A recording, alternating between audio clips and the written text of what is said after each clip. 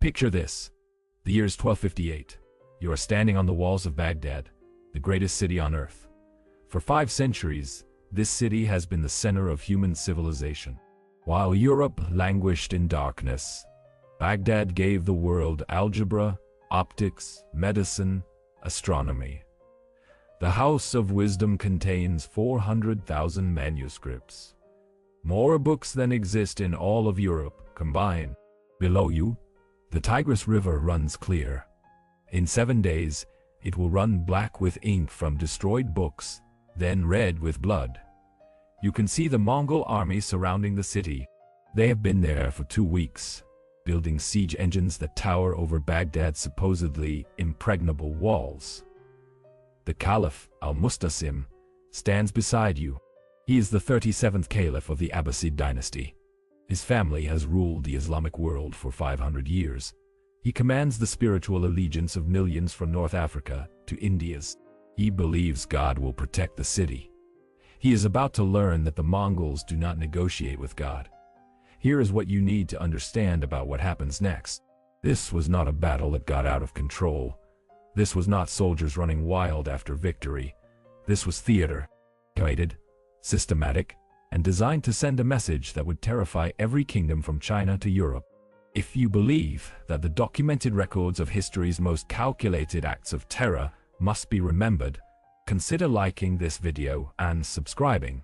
Your support helps uncover the systematic horror that shaped our world. Let me show you exactly what the Mongols did to Baghdad's royal family. Not the sanitized version, the documented reality that chroniclers recorded with trembling hands. The year is 1257, 6 months before the siege. Hulagu Khan, grandson of Genghis Khan, sends an ambassador to Baghdad with a message for the Caliph. The message is simple: submit or be destroyed. The Caliph's response reveals a fatal miscalculation. According to the Persian historian Rashid al-Din, who had access to Mongol records, Al-Mustasim sends back a letter mocking Hulagu. "You are but a man," the Caliph writes. "I command the faithful of the world. If you approach Baghdad, the very stones will rise to defend the house of the Prophet." He believes his spiritual authority makes him untouchable. The Mongols believe in results. Hulagu's response: an army of 150,000 soldiers begins marching toward Baghdad. Contemporary accounts describe the Mongol approach with apocalyptic language.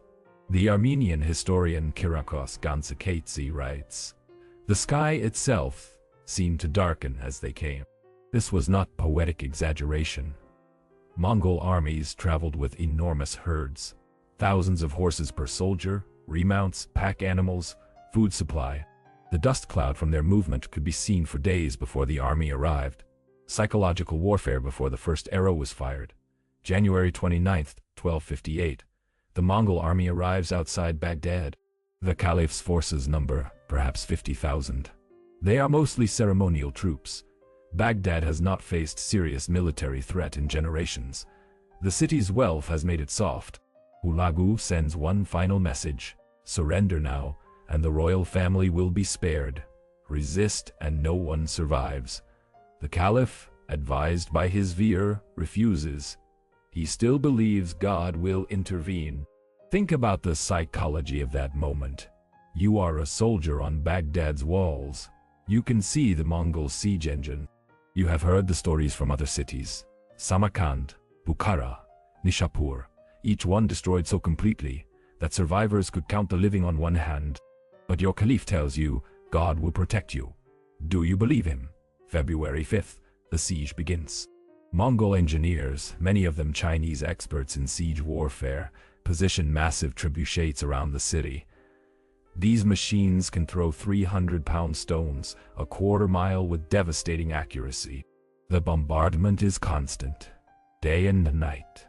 The city's walls, built centuries earlier when siege technology was primitive, begin to crumble. The Persian historian Juvaini, writing shortly after, describes the sound as the grinding of the heavens. Inside the city, panic spreads. The Caliph orders his troops to hold the walls. But they can see what is coming. Soldiers begin deserting. Some try to flee across the Tigris. Mongol cavalry units on the far bank kill everyone who attempts to cross. No escape. February 10th. February 10th. The walls breach. Mongol forces pour into Baghdad through multiple openings. But they do not rush through the city in chaos. They advance in organized units, systematically clearing each district. This is where the calculated nature becomes clear. Rashid al-Din records that Hulagu gave specific orders before the assault. The royal family must be taken alive. The palaces must be secured intact. Everything else is available for plunder. Think about what that means. In the chaos of urban warfare, with 150,000 soldiers storming a city, Mongol commanders maintained enough discipline to follow specific protocols about captives. That is not military fury. That is administrative precision. The caliph's palace is surrounded within hours. He is trapped inside with his immediate family. 3 sons, multiple wives and concubines, daughters whose exact number is not recorded. The Mongols do not storm the palace. They wait. Hulagu sends a message to the caliph. Come out with your family, or we burn the palace with you inside. The caliph faces an impossible choice. Stay and burn, or face the Mongols. He chooses to come out. February 11th. The caliph emerges from the palace with his family. Contemporary sources describe the scene with remarkable consistency. The caliph is wearing his ceremonial robes. He is trying to maintain dignity. His sons walk behind him, the eldest about 18 years old. The women are veiled, as per custom. Mongol soldiers line the street in perfect formation, silent, disciplined. The caliph is brought before Hulagu Khan. Here is where the psychological destruction begins. Hulagu does not kill the caliph immediately. He does not even threaten him. Instead, according to multiple sources, including the Syrian chronicler Bar Hebraeus, Hulagu orders the caliph to do something specific. Command your remaining troops to surrender. The caliph, believing this might save his family, complies. He sends messengers to the last pockets of resistance, ordering immediate surrender. Within hours, organized resistance collapses. Hulagu has turned the caliph into the instrument of his own defeat. Now the caliph is useless to the Mongols as a tactical asset, but extremely valuable as a symbolic one. Think about what happens next from the perspective of the Mongol strategy. They control the most important city in the Islamic world. They hold the spiritual leader of millions. They want to ensure no other city ever resists again. So they create a demonstration that will be discussed in horrified whispers from Cairo to Delhi on February 13th. Hulagu orders the caliph's execution, but with specific requirements. Mongol tradition held that spilling royal blood on the ground was taboo because it offended the earth spirits. So executions of royalty required methods that did not shed blood directly onto the soil. The most common method was wrapping in carpets and trampling with horses. But for the caliph, Hulagu wanted something more visible. Multiple sources, including Juvaini and Rashid al-Din, record what happened next with variations, but the core account is consistent. The caliph is sewn into a leather sack. He cannot see what is happening outside, but he can hear. He is placed in an open area outside the city walls, where the entire Mongol army can witness. Then Mongol cavalry repeatedly ride their horses over the sack. The contemporary accounts do not describe the caliph's screams. The chroniclers, many writing decades later, simply note, he was trampled to death, as is the Mongol custom for royalty. But here is what makes this especially calculated. The caliph's sons are forced to watch. They are standing there, held by Mongol guards, watching their father executed in a method designed to maximize duration and terror, while technically observing Mongol religious taboos. The psychological warfare is not just about killing the caliph. It is about destroying his son's will to resist. After the caliph's death, his eldest son, whose name the sources record as Abu al-Abbas Ahmad, is brought before Hulagu. Rashid al-Din records the conversation. Hulagu asks, "Do you wish to live?" The prince, having just watched his father trampled to death, nods. Hulagu says, "Then you will help us find the rest of your family's treasure." Think about that psychological manipulation. The Mongols already control the palace. They have access to the treasury, but they want the prince to betray his family's legacy personally. They want him to choose life over dignity. The prince complies. He leads Mongol soldiers to hidden vaults beneath the palace. According to Giovanni, the treasure includes gold and silver worth more than 10 million dinars, jewels that filled multiple chests, ceremonial regalia from 5 centuries of Abbasid rule. The prince unlocks everything. Then Hulagu has him killed. Not publicly, like his father. The sources simply note he was executed in private along with his brothers. Why the difference? Here is what I think is the psychological calculation. The caliph's public execution sent a message to the Islamic world about the fate of resistant rulers. The prince's quiet deaths after cooperation sent a different message. Even submission does not save you. Resistance is fatal. Cooperation is fatal. There is no winning strategy except preemptive surrender before the Mongols arrive. Now let us talk about what happened to the caliph's daughters and wives. The sources become deliberately vague here, in ways that are themselves revealing. Hebraeus notes only, the women of the royal household were distributed among the commanders, as is the custom of conquerors. Rashid al-Din, writing for a Mongol-Persian court, is even more circumspect. The female members of the caliphal family were dealt with according to Mongol law regarding captive nobility. What does that actually mean? Mongol law regarding noble captives was complex and based on strategic value. Women who could be married to Mongol commanders to create political alliances were kept alive and treated relatively well. Women who had no strategic value were given to soldiers as plunder. The distinction was entirely tactical. The caliph's daughters, young women of childbearing age from the most prestigious bloodline in Islam, would have had strategic marriage value. Some sources, including later Mamluk chronicles, claim that several of the caliph's daughters were eventually married to Mongol nobles who converted to Islam. If true, imagine that psychological reality. You are princess of the Abbasid dynasty. Your father was the spiritual leader of millions. Your family ruled for 500 years. You watch your father trampled to death. Your brothers executed. Your city destroyed. Then you are married to one of the men who did it. And you are expected to bear his children, continuing your bloodline in service to the dynasty that erased yours. That is not mercy. That is calculated erasure of identity. But here is what the sources do not clearly document. What happened to the caliph's wives and older female relatives who had no strategic marriage value?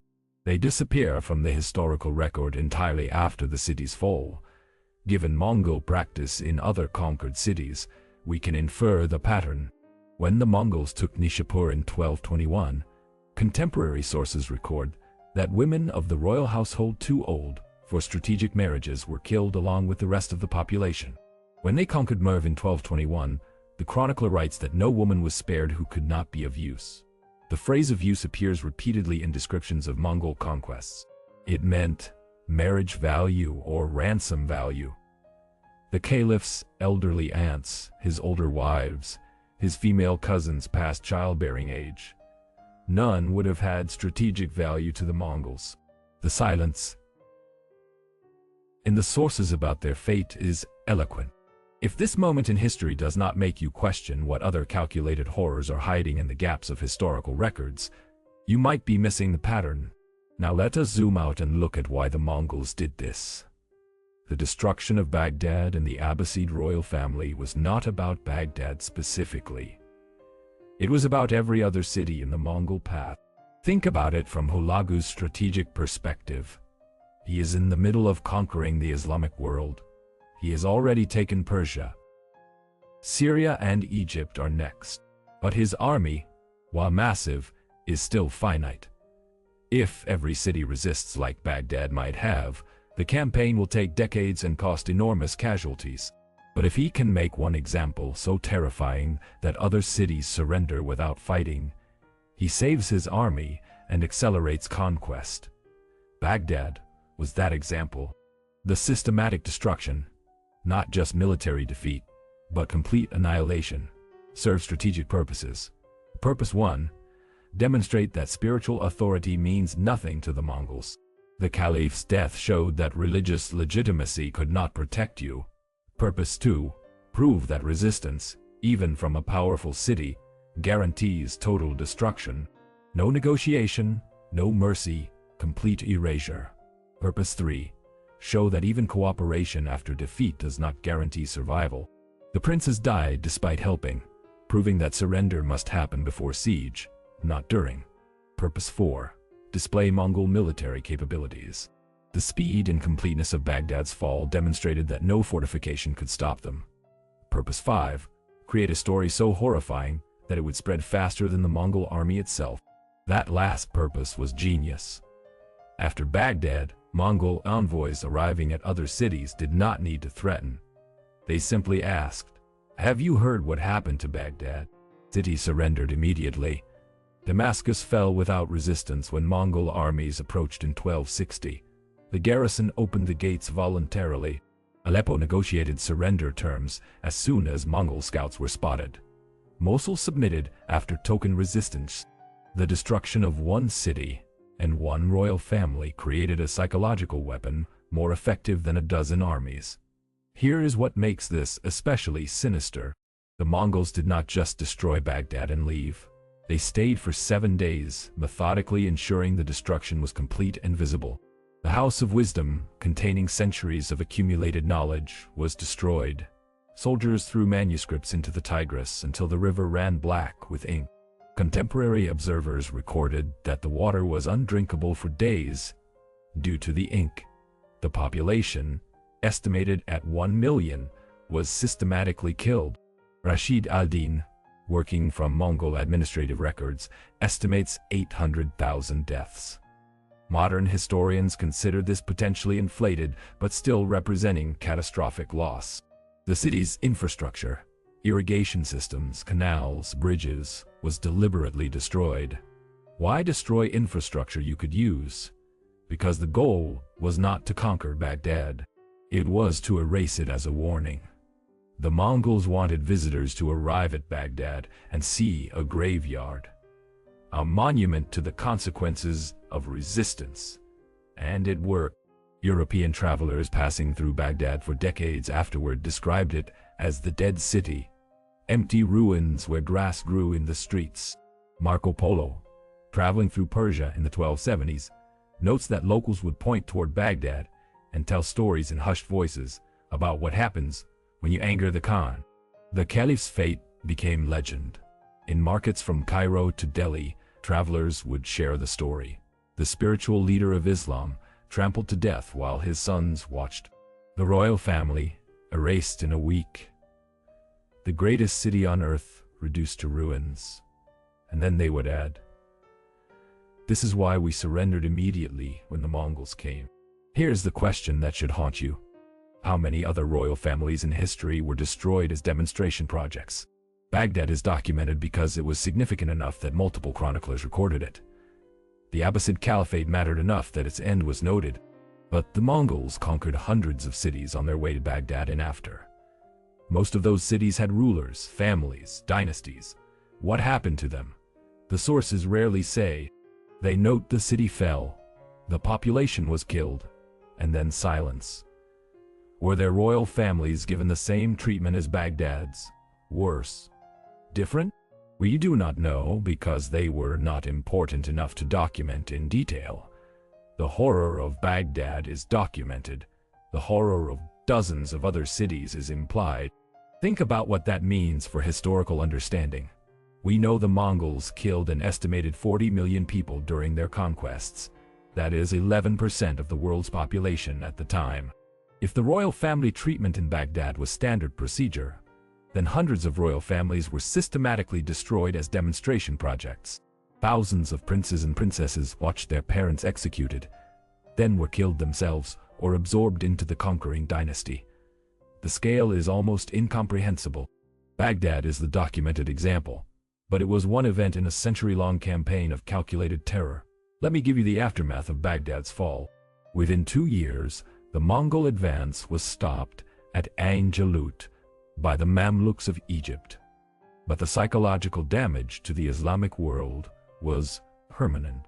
The Abbasid Caliphate, which had been the spiritual center of Islam for 500 years, was gone.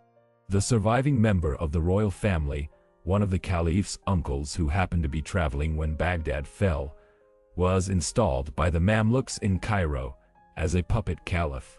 He had no power. He was purely symbolic. The dynasty limped along in Egypt for 2 more centuries, but everyone knew it was theater. The real caliphate died in Baghdad in February 1258. Imagine you are a citizen of Cairo in 1260, and you see the new caliph giving Friday prayers. You know he is only alive because he was not important enough to be in Baghdad when it fell. You know the real royal family was trampled, executed, erased. You know this man is a living reminder of defeat. That is the psychological genius of the Mongol system. They did not just kill the Abbasid dynasty. They humiliated its remnants. Here is what happened to the city itself over the following centuries. Baghdad never fully recovered. The population in 1258 was around 1 million. By 1300, it had perhaps 50,000 residents living in the ruins. The irrigation systems that made Mesopotamia fertile were destroyed. Agriculture collapsed. The region that had been continuously inhabited for 5,000 years became partially depopulated. The House of Wisdom was gone. Centuries of scientific advancement lost. Medical texts that would not be rediscovered in Europe for 300 years. Mathematical treatises that pushed human understanding forward. Astronomical observations spanning generations, all destroyed in 7 days. Some historians argue that the Islamic Golden Age ended in February 1258 when the Mongols threw those manuscripts into the Tigris. Whether that is accurate is debatable, but the symbolic power of the claim shows how deeply the destruction of Baghdad scarred the Islamic world's psyche. And that psychological scar was exactly what the Mongols intended. Now, let us talk about the broader implications.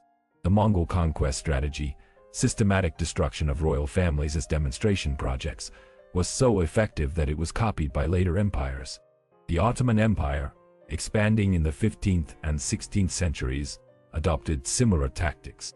When they conquered Constantinople in 1453, the last Byzantine emperor was killed, and the imperial family systematically eliminated. The message was identical. This dynasty is erased. Resistance is fatal. The Spanish conquest of the Americas followed the same pattern. When they captured Atahualpa, the Inca emperor, they held him hostage, extracted enormous ransom, then executed him anyway. The message: even submission does not guarantee survival. The Mongol blueprint was so successful that it became standard imperial policy for 5 centuries. If you are finding this investigation into systematic historical terror valuable, hit that subscribe button and turn on notifications. We are going to keep examining the calculated machines that shaped history. Drop a comment with your thoughts. Here is the final piece that makes Baghdad's fall especially tragic. The city was in the middle of negotiations when the Mongols attacked. According to some accounts, the caliph's vizier was actually pro-submission. He advised surrendering immediately and seeking terms. But another faction at court, religious hardliners, convinced the caliph that God would protect the city. The caliph listened to the hardliners. He refused Mongol terms, and as a result, 800,000 people died, and one of humanity's great cities was erased. Think about that calculation. If the caliph had surrendered immediately, Baghdad would likely have been preserved. The Mongols were generally pragmatic. Cities that surrendered kept their infrastructure and population. The royal family might still have died. Mongols rarely let rival dynasties survive, but the city and its people would have lived. The caliph gambled that his spiritual authority made him special. He lost, and everyone paid the price. That is what makes this story especially dark. This was not inevitable tragedy. This was miscalculation. The Caliph had clear information about Mongol tactics. Refugees from destroyed Persian cities had been streaming into Baghdad for years, bringing first-hand accounts. He knew what resistance meant. He chose to believe he was different. The Mongols proved he was not. Let me give you the numbers one more time to emphasize the scale. Baghdad in 1258, population 1,800,000 killed in 7 days. That is 114,000 people per day. 4,750 per hour, 79 per minute, for 7 consecutive days. The logistical efficiency of that killing required organization and planning. This was not spontaneous violence. This was industrial-scale execution, and at the center of it, as symbolic justification, was the destruction of the royal family. The Caliph, trampled to death. His sons executed after cooperation. His daughters distributed or killed based on strategic value. 500 years of dynasty ended in a week, and the message was heard everywhere. The question we need to ask ourselves is, what other systematic erasures are hiding in historical records? The Mongol destruction of Baghdad is extensively documented because multiple chroniclers from different cultures recorded it. But most conquered cities did not have multiple chroniclers. Most royal families did not have the historians that the Abbasids did. Their destructions happened in relative silence. We know the Mongols conquered approximately 12 million square miles of territory. We know they destroyed countless cities. Logic suggests that hundreds of royal families received treatment similar to Baghdad's. But we do not know their names, do not know their stories, do not know how they died. The documentation exists for Baghdad.